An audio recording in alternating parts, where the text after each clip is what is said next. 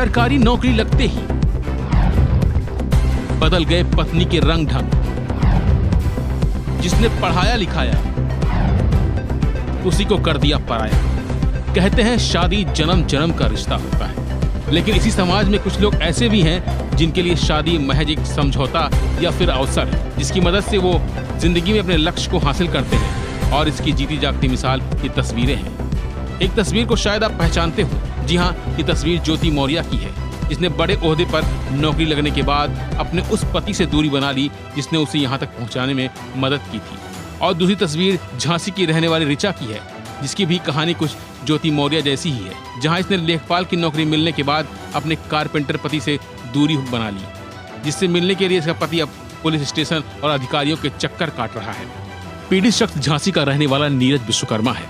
नीरज 3 भाई बहन है, जिसमें वह सबसे छोटा है। नीरज विश्वकर्मा कारपेंटर का काम करता है और करीब 5 साल पहले झांसी के सत्यम कॉलोनी की रहने वाली ऋचा सोनी से दोस्त के घर मुलाकात हुई थी।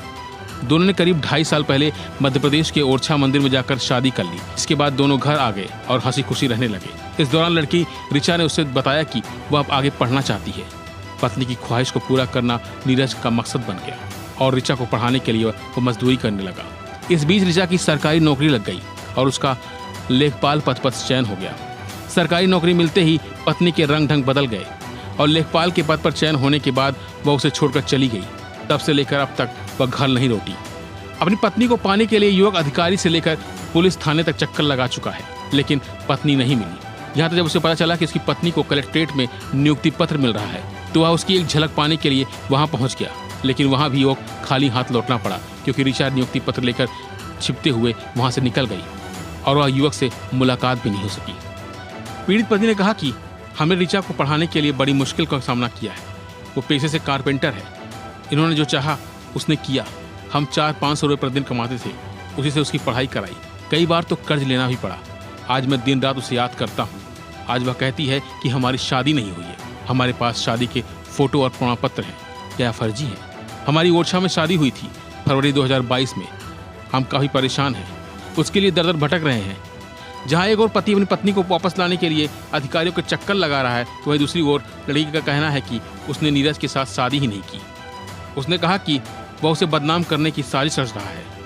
अब कौन किसे बदनाम कर रहा है और कौन साजिश रच रहा है, यह तो जांच के बाद ही पता चलेगा। लेकिन युवक ने जो तस्वीरें पेश की हैं, उससे तो यही लगता है कि महिला की शादी हो चुकी है।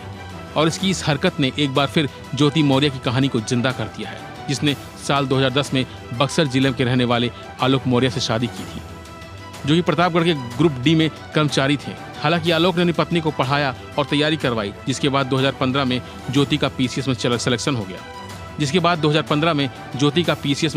हो गया। लेकिन एसडीएम बनते ही वो भी अपने पति को छोड़कर चली गई।